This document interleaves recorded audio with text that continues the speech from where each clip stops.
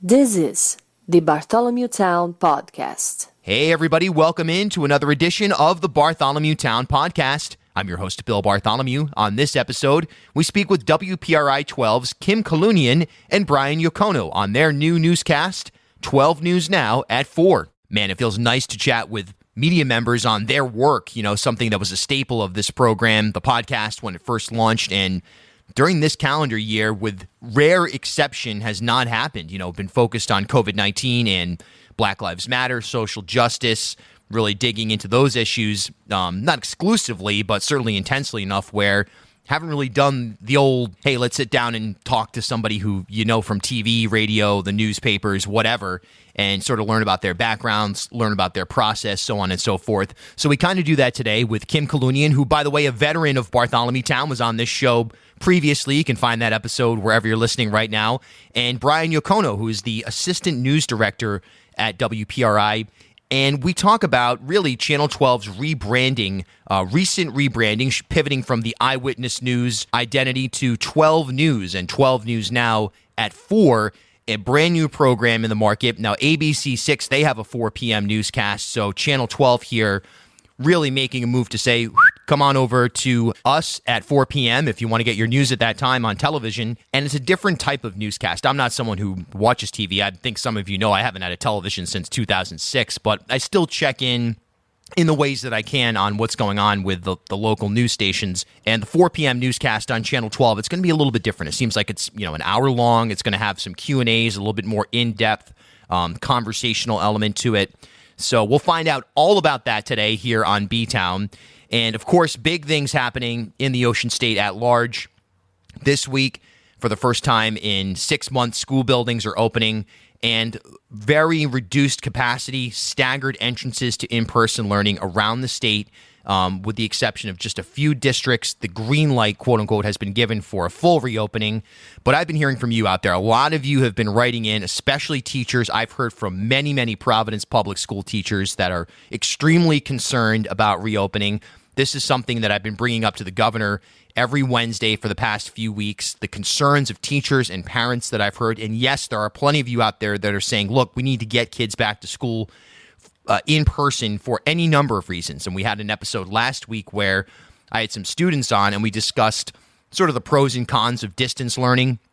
Right now, though, there's no question about it. The main story here in the Ocean State is back to school. Next week, after giving a little bit of time to see how things are going, we're going to have Education Commissioner Angelica Infante Green back on the show here for an in-depth discussion. And you can follow along every day, either on Twitter at Bill Bartholomew or in the Bartholomew Town Podcast Facebook group. You can also go to btown.stream. That'll take you directly to the Facebook group. And you'll see that I am doing a lot of live streams of press conferences that are surrounding back to school. So there's a tremendous conversation. I hear all of you that are writing to me, bill@ripodcast.com, and I'm going to continue to sort of try to piece this together. What's going on? What do the walkthroughs mean that are going on in the school buildings right now? I've heard from some inspectors, walkthroughers off the record that are saying to me, you know what, there's a lot of problems. There's a lot of issues with these buildings that we already know about. I mean, this is not breaking news at all that there are challenges from an infrastructure standpoint in Rhode Island schools, but specifically related to COVID-19 mitigation and preparation, there are some significant challenges. Now, this isn't to sound the alarm and say, hey, this is going to be a disaster when we go back to school. I don't know. I mean, who really can understand that without applying significant scientific knowledge, something that I don't have, and most folks, when it comes to infectious disease, really don't have. It's just sort of anecdotal and trying to use your head, your heart, your gut to figure this thing out. But look, there's no question about it. The back-to-school situation right now is really challenging. I mean, you look at a lot of different angles of this. They're bringing back certain youth sports. Well, you got soccer, and as a soccer referee myself, I know that the vast majority of the referees and even coaches are folks who are probably retirement age. So there's additional challenges there. But most importantly, of course, inside the school buildings themselves, we're going to stay on this. B-Town is right on top of it. I'm attending press conferences. I'm sitting down with folks off the record. I'm having conversations every day, and we're going to try to piece this together from not only Providence and Central Falls, but out in Newport, some of the charter schools down in South County. we're looking everywhere and going to continue to ask the governor about this stuff every Wednesday at 1 p.m. You can stream the governor's weekly COVID-19 presser also at btown.stream or in the Bartholomew Town Podcast Facebook group. And I know a lot of you are concerned about this. I get a lot of messages from you on tips and different pieces of information, but this has been a flood. This has been an absolute floodgate, and I hear you, and loud and clear. So, again, next week, Commissioner AIG with a sit-down, and plus a whole lot more on this topic. For today, though, let's have some fun, right? Let's take a look at this brand new newscast here in the market, 12 News Now at 4. Nothing wrong with more news here in this market, no doubt about it. And by the way, if you want to support the journalism, analysis, opinion, and entertainment that B-Town has become known for here in the Ocean State and beyond a bit, the best way to do so is to become a B-Town insider. For as little as $3 a month, you can help sustain this program. Head to patreon.com/BartholomewTown. And if you become a B-Town insider, you'll receive exclusive content this month. In September, I will be posting something a little different. I'll tease you with that. Going to break out the old guitar. Look out. Something a little different there. So you got some bonus episodes the previous 2 months. This month, going to have a little fun working on some Rhode Island politics and media songs. Yeah, I know. I do need to get a life, I think. It's true. But hey, this is the life I have chosen. It's the life I live. And you can get to be that much more a part of it by becoming a B-Town insider. All right, let's get to it. 12 News Now at 4. All right, so lo and behold, 12 News Now, new set, modified logo, a lot of the same great characters, and all of a sudden, bam, now there's a 4 p.m. show, and joining us are the hosts and anchors of this 4 p.m. show, 12 News Now. Brian, Kim, thanks for hopping on. Thanks for having us. Yeah, of course. 4 p.m. is an interesting time for news. You know, I think back to, like, you get home from middle school, and then all of a sudden you've got Rosie O'Donnell or Judge Judy and this, that, and the other, a lot of syndicated programming. But that's a really valuable time where you're reaching a really specific audience that is interested in news. There's another outlet in Rhode Island that sort of tried that operation. It seems like Nexstar 12 News has quadrupled down and really put together a program that is comparable with like a 6 or an 11 o'clock newscast. And that's what we've got here with 12 News Now at 4. So tell us what it's been like all of a sudden existing in this new space and not only really, I mean, again, not to disparage the other show in the market, but this is a full scale newscast at 4 o'clock, that something that we really haven't had yet. I think that's the big takeaway. And the fun part of this challenge has been, we didn't want this to be, your 5 o'clock news at 4. Yeah. We wanted this to be a very different, unique, individual hour-long program, which just takes a kind of whole different mentality to approach to get to that point. So I think that's been the exciting part is okay, let's make something that has a totally new value to the consumer, to the viewer, to just have a new benefit for them. And Kim's been touching on some very interesting points about just the timing of this show launching right now in the world we're in, and the value of that. Yeah, we've been saying if you want more news, you can certainly get it. You can watch us from 4 to 7 o'clock right now, and then again at 10 and 11, and then our morning show. We have a lot of news on, but I also think it gives people an option. If you don't necessarily want to sit down in front of the TV for, hours on end, which of course we would prefer that you do, but people are busy, they've got stuff going on. But what I've been saying is that this gives folks a different option. Like you said, Bill, you come home from middle school and Rosie O'Donnell used to be on, or Oprah used to be on. Yeah. And it's a time where I think people are sort of in that in-between space, right? Like maybe you're working from home or the kids are doing distance learning, and normally you'd be getting ready for like sports practice or drama club if you're a drama kid like me. But that kind of stuff isn't happening right now. Some fall sports aren't happening. A lot of the music and drama programs are canceled. So you find yourself at home in this period of time where you're like, well, what happened today? Or what do I need to know for tomorrow? And that's what we're hoping the 4 o'clock news is for people, an outlet where they can just sort of check in. And in sort of the same vein as those talk shows that have been on in that spot historically, we want our news to be a little bit more of a conversation. Whether it's a conversation between Brian and I about the top stories of the day, whether we're talking to the reporter who's out in the field and asking them some questions, bringing in our Target 12 investigators, Q&As with newsmakers, we want there to be more of a dialogue. So we're sort of shaking up the format in this 4 o'clock slot. Yeah, you get the sense that also newscasts as a whole are evolving, and all media now is kind of shifting where there's more of that Q&A. There's more value to bringing in newsmakers, not the show newsmakers, but actual newsmakers into the purview of the viewers to give them a little bit more context. So It seems like that's where you're going. You have the time to play with that, so to speak. Now, Kim, I know that you've been expanding. I've been watching you as an anchor, filling in, and of course on the weekends, and then you can monitor the Facebook and Twitter traffic, and people are pumped on this, and you've become like this emerging trusted anchor figure here in Rhode Island very quickly. Brian, you're kind of entering terra incognito in a way, which is exciting as well. So how has that been, working together in these roles that are, you have a great chemistry already, and how is this kind of working out for each of you? Well, if I can start on this one, I want to say thanks, Bill. That's really sweet. The funny thing is, so Brian has been in our market, 7 years, Brian?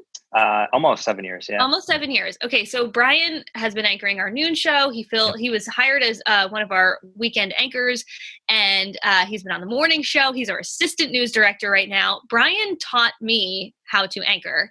And so for me to be able to co-anchor with Brian, this is like super cool, super exciting. And, we've talked about this a little bit. We were on the road show yesterday, just like from a personal perspective, it's pretty awesome for us to be able to anchor together. And we're really loving it so far. We're recording this on a Thursday and we launched yesterday on Wednesday. And, from the rehearsals to the actual show, it feels really good. It feels right. And, in terms of my own personal journey at 12, I am super grateful for all of the opportunities, starting out as a reporter, filling in as an anchor, working my way up to the weekends, and now to this. It's going to sound corny, but it's really a dream come true. Rhode Island girl, all I wanted to do was work in news here in my home state, and to get to do it at Channel 12 with people like Brian, it's really awesome.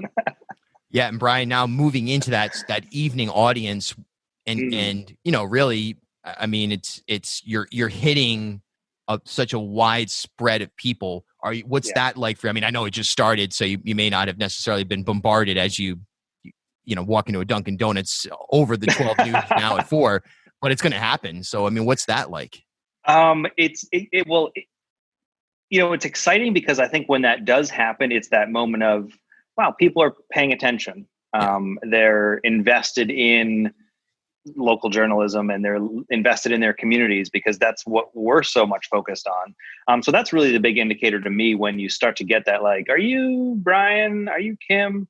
That it's flattering, of course, but to me, that's the bigger takeaway of, okay, people are tuning in and paying attention. And I've been out of the loop for most of this year, pretty much when COVID started and we kind of had to change our whole focus of operations. I kind of doubled down on the management side of my job. So I've been kind of out of the direct reporting, direct on air side.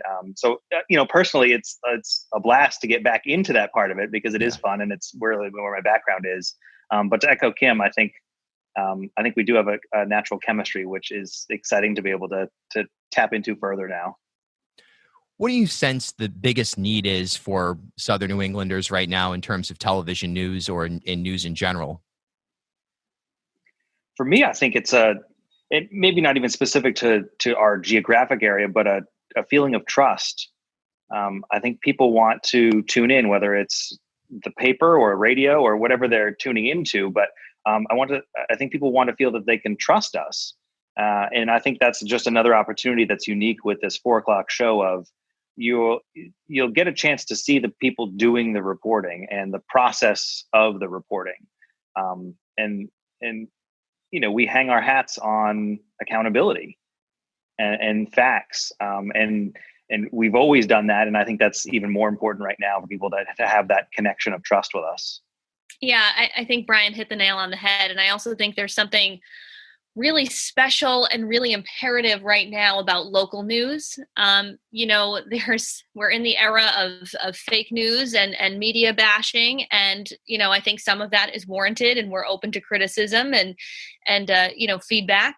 But I think at the end of the day, it's important to remind people that, Brian and I are part of the community. We live in Rhode Island. We work in Rhode Island. I grew up in Rhode Island. We care about the people and the community. And, we're here for the right reasons. We're here to try and get to the truth, to try and tell stories fairly, to try and ask questions of the powerful and hold them accountable. And so I think local news right now is more important than ever. And we're trying to do the hard work to make sure that it's, accurate, dependable, timely, and also sometimes a little bit light and fun, because we need that more now than ever too. Discover over 200 episodes of Rhode Island's podcast of record, the Bartholomew Town Podcast, on Spotify, Apple, or wherever you get your pods. Or head over to our website, ripodcast.com. I've been thinking a lot about the intersection of journalism, analysis, opinion, and entertainment. I've even used that as like my, hey, tune into the Bartholomew Town Podcast for those things. And there's a lot of times there's criticism of, hey, you shouldn't have an opinion if you're presenting yourself as a journalist, or you shouldn't really be veering towards entertainment if you're presenting yourself as someone, again, who's either offering opinion, analysis, or journalism. But I think it's fair game at this point to get into a little bit of that. Not that you're necessarily going to be giving this isn't Scott McKay's commentary, but, the stories and how they're presented, it does offer a little bit of opinion analysis. And to me, that's a way to break that fake news, to humanize it, to say, hey, look, we're humans. We're delivering the news from our own lens, and we're not manufacturing it just to give sort of the appearance that everything in the world is all ice cream and puppies. You know what I mean? But at the same time, we need that entertainment. We need that aspect of things that are beautiful or exciting or interesting. So do you find that this show is going to allow you to sort of do all of that?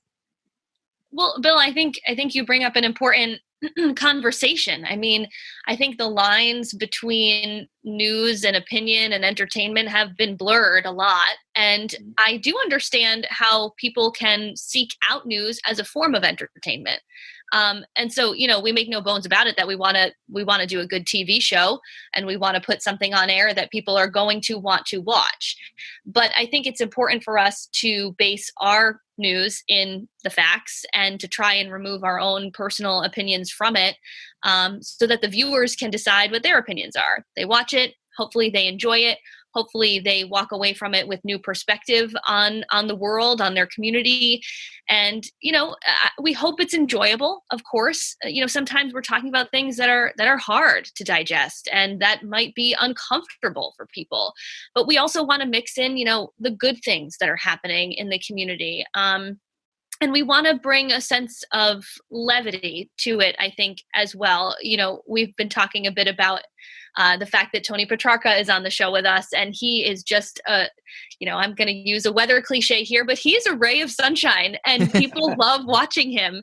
And I think he's a great example of someone who is able to present the facts about weather and his forecast, but do it in an entertaining way.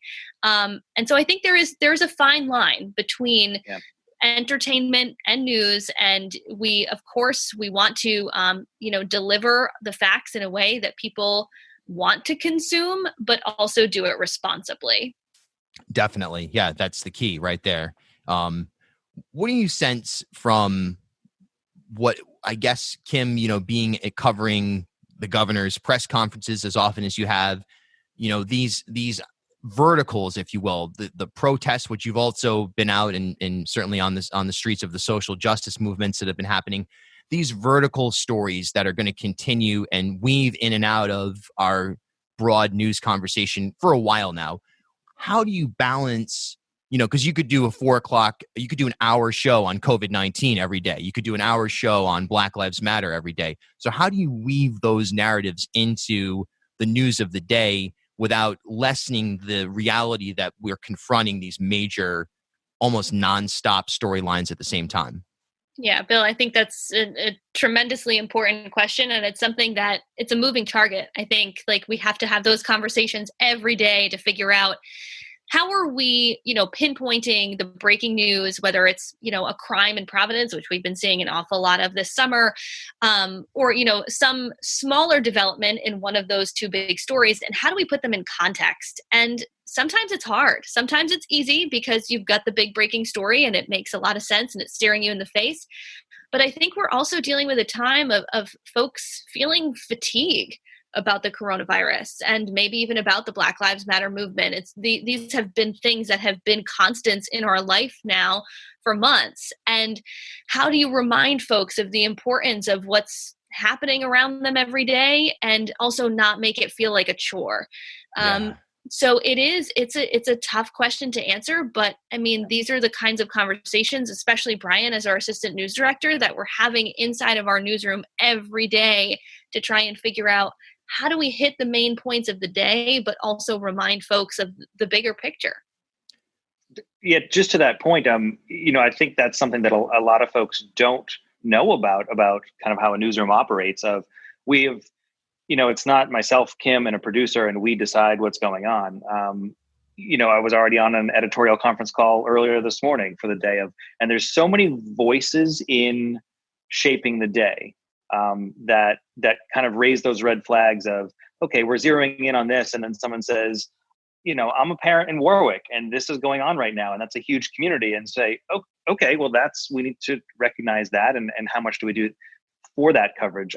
So there's so many voices and perspectives of what we're all going through on right now that are part of making up what ends up on the news, that I think is valuable and really ties back, for me at least, to that we're local people. We're in these communities. We're experiencing the same struggles and frustrations, and we're trying to bring that voice to the conversation as well. Yeah, and if I could just add to that, I think it's important, Brian, what you said, about the fact that we're local people. These conversations are happening inside of Channel 12. There's no, external, coming down from corporate mandate that I think sometimes people feel like, oh, well, who's deciding, how their coverage is going to go? It's us. It's the people on the ground inside the newsroom every day, huddling together in the morning, in the afternoon, sometimes in the middle of the night to figure out what are we covering, where are we going, how are we stacking the shows, and what is the best product for our local audience. Yeah, there's not a Nexstar helicopter landing on the roof and some guy gets out with, the some sealed box of here's your stories for the day, right. the black suit and tie. So you become the voice of the community through this role, and it's got to be the most severe, important element of the work that you do, because telling those stories, sharing those stories, through history, going back through, we can go back to, I don't know, the earliest recordings of writing on the walls of caves, storytellers and shaping history, shaping those narratives. It's a tremendous responsibility. And obviously 12 News has expanded in my lifetime to become a vastly consumed product in this market. Now, arguably, and maybe the most consumed, I actually have no idea. My gut is that at least tied for the most consumed outlet, television and digital. So that's a lot of responsibility. I mean, what is that like? What is that doing in the middle of the night when you think about, all right, this matters, and this is going to shape when historians look back on this period, the stories you tell are going to define how it's received in the future? For me, there's kind of two sides to it. The reality side of we're all humans and we're all bound to have an error or make a mistake. We never want that to happen. And the other side is the extreme pressure of we can't afford to have an error or a mistake. You have to get it right, and you have to double down on your fact checking and your sources and your confirmation and just the value of that. And the fact that there are times we hold a story because we say, you know what, we're 90% there, but we're not comfortable going forward with it yet. We need more to confirm this. So I think you joke about the middle of the night. There are plenty of nights I'm wide awake saying, Yeah. all right, what are we doing about this? How are we handling this? Because it can become all consuming. Yeah. Yeah, I think, we do wield a great responsibility, and we are cognizant of that. It's something we think about and we discuss a lot. And something I've been noticing recently, this is kind of off topic, but I guess not, is people saying on social media, oh, they don't read our tweets, they don't read the comments, they don't care. That is not true. Yeah. I read the comments, I care. Yeah. We are real people with real feelings. So, if people have feedback about what we're doing or how we're doing it, even if it hurts, we want to hear it, and we do make adjustments. Yeah, no, I'm right there with you. Someone left, I get feedback a lot from what I'm doing or what I'm not covering, and someone left a comment about, this guy's not independent, he's a clown, he's this, that, and the other. And this morning on my Facebook page, because I didn't, exactly like you're saying, they gave me a story, I saw the footage, I called Hugh Clements, and I just didn't feel like it could run. And that hurts. That hurts. And I have to process, like, geez, this person is disgusted by me because I wouldn't run a story. At the same time, if I ran the story, then somebody else is going to be disgusted. So I can only imagine on your end as those comments are streaming in. And I would see that too during the press conferences, Kim, when you'd be there, people saying, well, why didn't you ask about this miscellaneous topic, And that's got to be really hard because you want to be that ambassador for people, but at the same time, you just can't do everything all the time. Yeah, it's true. I mean, of course, we want to ask every single last question, and people are writing to us all the time saying, "Can you ask about my situation or my family or my community?" And we want to try and do that, but as you know, Bill, these press conferences are limited in time. We usually get one, maybe two questions in, and I think what I would like to remind people is just we're really trying to do our best. We don't have an agenda. We're just trying to do our best every day. We're real people facing the challenges of trying to get information from folks who are very busy themselves, trying to manage the coronavirus pandemic or whatnot. And I think if we can all just have a little bit more compassion for our fellow humans, sometimes we would understand. We as journalists are really, for the most part, especially here at Channel 12, are trying to do the best that we can with the limited time, the limited resources in a crazy, unprecedented world that we can possibly do. And so when I see comments that are, why didn't you do this or why aren't you covering that? We're trying. And a lot of the times too, people say, well, why didn't I see this on the news? Well, you know what? We're not omniscient. We didn't know about it. So we rely on folks at home to tell us things and to send us emails, to send us tweets, to send us a text message, to pick up the phone and call us and say, hey, did you guys know XYZ? Sometimes we do, sometimes we don't. But, folks out there on the ground, the community, I mean, we want to hear from you. And that's how we find and discover news. And going off a comment you made earlier, Bill, of, so much of journalism is a building block. So someone may reach us today, or like you mentioned, you got a tip, and okay, it doesn't pan out as a story today. 2 weeks from now, you get another tip, and you're like, okay, so I'm starting to see a trend here, which like that it takes time. So I can appreciate the frustration from viewers of why aren't you doing it today? But every tip helps, and there are plenty of times that it builds into a bigger story that then becomes enough to warrant more coverage. This is the Bartholomew Town Podcast. As always, thanks so much for joining in on the Bartholomew Town Podcast. New episodes every Tuesday and Friday. Subscribe, rate, and review wherever you're listening right now. At HealthSource RI for Employers, we provide access to health insurance to more than 1,100 local businesses and nonprofits, and 96% of them renew through us every year.